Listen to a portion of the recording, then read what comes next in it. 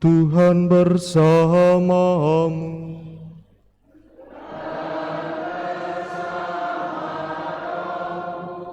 Inilah Injil suci menurut Matius.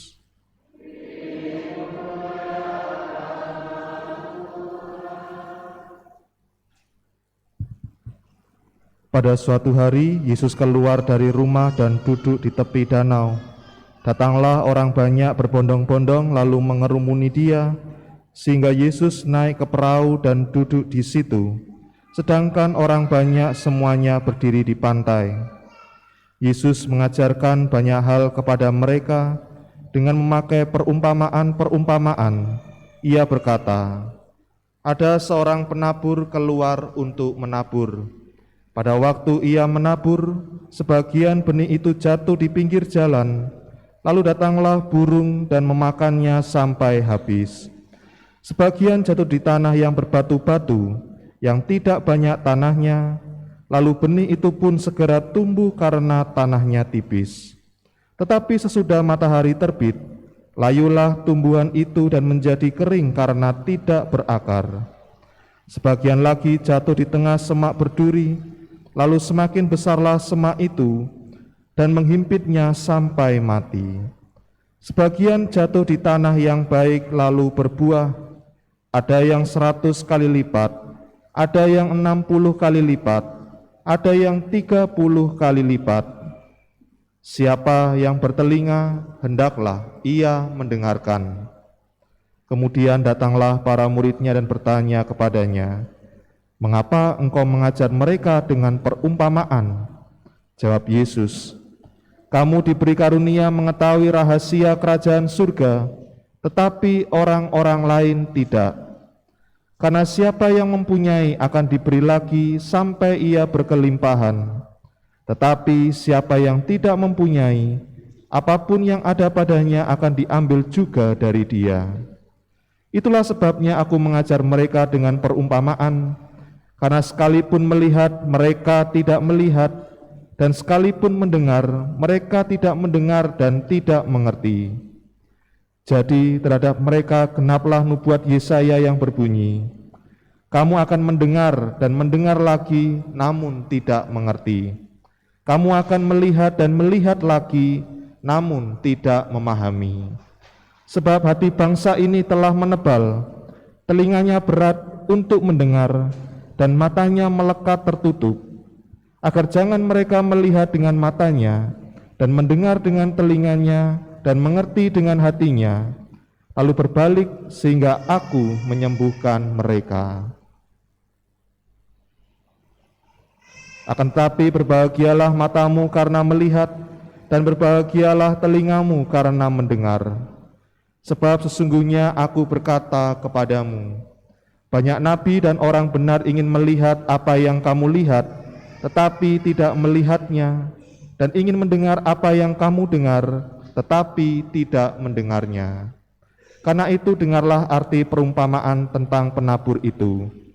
Setiap orang yang mendengar firman tentang kerajaan surga tetapi tidak mengertinya, akan didatangi si jahat, dan akan merampas apa yang ditaburkan dalam hati orang itu.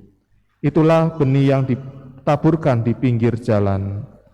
Benih yang ditaburkan di tanah yang berbatu-batu, ialah orang yang mendengarkan firman itu dan segera menerimanya dengan gembira. Tetapi ia tidak berakar dan tahan sebentar saja. Apabila datang penindasan atau penganiayaan karena firman itu, orang itu pun segera murtad. Yang ditaburkan di tengah semak duri, ialah orang yang mendengarkan firman itu, lalu firman itu terhimpit oleh kekhawatiran dunia dan tipu daya kekayaan, sehingga tidak berbuah. Sedangkan yang ditaburkan di tanah yang baik, ialah orang yang mendengarkan firman itu dan mengerti, dan karena itu ia berbuah, ada yang 100 kali lipat, ada yang 60 kali lipat, dan ada yang 30 kali lipat. Demikianlah sabda Tuhan.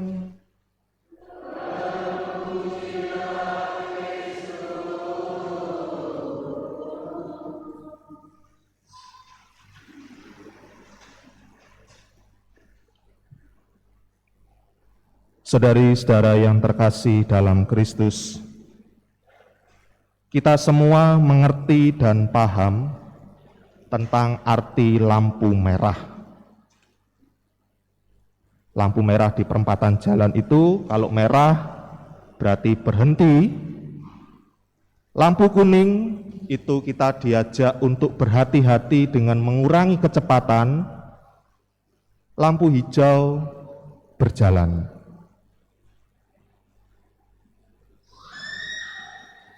Pertanyaannya, kalau sudah ada yang tahu lampu merah itu berhenti, lampu kuning itu berhati-hati dengan menurunkan kecepatan, kenapa masih dilanggar? Pertanyaan kan itu kan, sudah tahu, dan jika itu dilanggar, maka tidak sedikit kalau kita melihat dalam video-video singkat, banyak terjadi kecelakaan-kecelakaan karena pengendara lalai.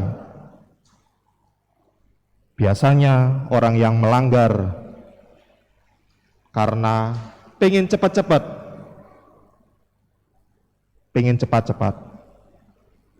Lalu yang kedua, karena ingin menjadi pahlawan. Motornya bagus, entah itu sepeda motor atau mobilnya bagus, maka untuk menunjukkan titelnya, kemampuannya, mobilku bagus atau motorku bagus, terabas saja. Atau memang kalau ada situasi yang sulit seperti ambulan, ya memang harus agar pasien itu tidak meninggal. Nah, saudara-saudara yang terkasih, inilah yang seringkali menjadi suatu hal yang paradoks atau yang berlawanan dalam diri kita. Kita seringkali mengetahui sesuatu itu dengan baik, tetapi toh itu juga masih seringkali tidak kita lakukan. Sehingga misalnya dalam kasus soal di jalan raya banyak sekali kecelakaan. Gambaran semacam inilah yang kemudian bisa membuat kita, atau saya mengajak Anda untuk merenungkan bacaan Injil hari ini, di mana dalam Injil hari ini mungkin kita sekalian merasa bosan, merasa ngantuk mendengar Injil Tuhan yang begitu panjang. Karena bacaan Injil yang telah kita dengarkan diambil dari Injil Matius pasal 13 ayat 1 sampai 23 yang bercerita tentang perumpamaan Tuhan Yesus tentang penabur yang menaburkan benih ke tanah ladangnya, dan di situ ternyata ada yang jatuh di tanah yang di jalan, di tanah berbatu, ada yang jatuh di tanah semak berduri, dan juga ada yang jatuh di tanah yang baik. Saudari-saudara yang terkasih, bacaan Injil hari ini tidak serta-merta mengajak kita untuk belajar bercocok tanam. Karena memang jika dilihat dari proses bagaimana si tuan rumah yang menaburkan benih, cara dia untuk menaburkan benih itu berbeda cara bertanamnya dengan orang sekarang. Kalau orang sekarang tanahnya itu harus digemburkan dahulu, barulah biji itu bisa disebarkan. Tetapi zaman Tuhan Yesus sudah biasa tuan rumah itu menyebarkan benih untuk bisa ditanam di tanahnya sendiri. Maka ketika si tuan ini menaburkan benih di tanah ladangnya sendiri, maka itulah yang terjadi. Ada biji yang jatuh di berbagai tempat. Dan saudari-saudari yang terkasih, bacaan Injil hari ini mengajak kita berfokus pada si tuan yang menaburkan benih tanaman itu. Dan tidak lain, tuan yang menaburkan benih tanaman itu ialah Tuhan sendiri, di mana Tuhan senantiasa menaburkan benih-benih kebaikan, benih-benih cinta kasih ke dalam setiap hati manusia. Dan disitulah kita semua manusia tahu mana yang baik, mana yang buruk, mana yang harus dilakukan, mana yang harus jangan dilakukan. Saudari-saudari yang terkasih, dan ternyata pengalaman Allah yang menaburkan belas kasih, menaburkan kebaikannya pada hati setiap orang, tidak semudah membalikkan tangan bisa tumbuh dengan baik. Nyatanya seperti benih yang jatuh di berbagai jenis tanah, itulah kemudian situasi orang-orang atau manusia yang menerima sabda Tuhan atau kebaikan Tuhan dengan cara atau respon yang berbeda-beda. Paling tidak 3 jenis tanah itu adalah melambangkan bagaimana manusia tidak mampu bertahan atau mengerti sabda Tuhan atau kebaikan Tuhan di dalam hidupnya.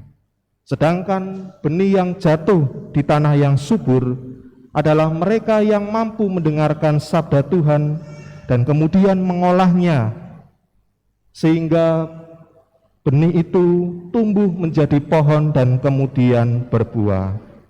Dan inilah kemudian jenis-jenis tanah itulah melambangkan diri kita sekalian dalam menanggapi sabda Tuhan. Maka saudari-saudari yang terkasih, pengalaman kita sebagai orang Kristiani, pengalaman mendengarkan sabda Tuhan, ketika Tuhan memberikan belas kasih-Nya, tidaklah cukup bagaimana kita hanya mengerti, tidak cukup hanya kita tahu, tetapi bagaimana kita setiap hari merenungkan dan menghidupinya dengan sungguh-sungguh. Maka siapakah yang termasuk orang-orang yang mempunyai tanah yang subur? Ialah mereka yang bertelinga dan mendengarkan sabda Tuhan dan melakukannya. Maka saudara-saudara kasih, apa yang kemudian bisa membuat kita mampu untuk mempunyai tanah yang subur agar sabda Allah itu tumbuh, tidak lain adalah kita hidup di dalam sebuah komunitas yang menumbuhkan satu sama lain. Dan komunitas pertama ialah keluarga. Di dalam keluarga, pengalaman iman akan sabda Tuhan, pengalaman iman akan kebaikan dan tahu yang jahat adalah pengalaman pertama kita mengetahui dan kemudian kita bisa menghidupinya dan kita bawa dalam pengalaman hidup kita. Dan kemudian dalam pengalaman sehari-hari itulah kita olah menjadi sebuah pengalaman untuk mengembangkan diri kita. Saudari-saudari yang terkasih, ada sebuah quote atau semboyan dari Santo Benedictus Abbas yang seringkali kita dengar, ora et labora, berdoa dan bekerja.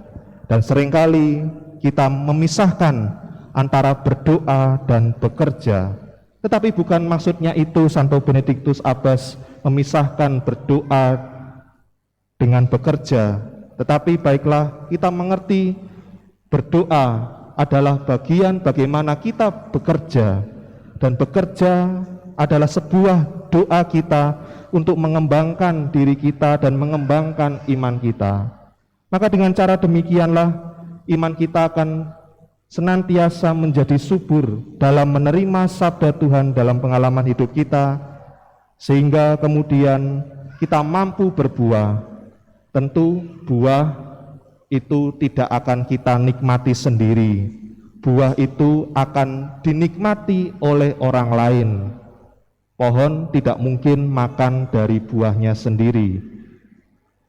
Kita bisa merasakan pohon mangga itu baik jika dia mempunyai buah yang manis, maka tentulah pengalaman hidup kita sudah baik atau tidak, berkembang dalam Tuhan atau tidak, sejauh mana kita memberikan pengalaman yang baik, pengalaman cinta kasih kepada sesama, dan itu dirasakan oleh sesama.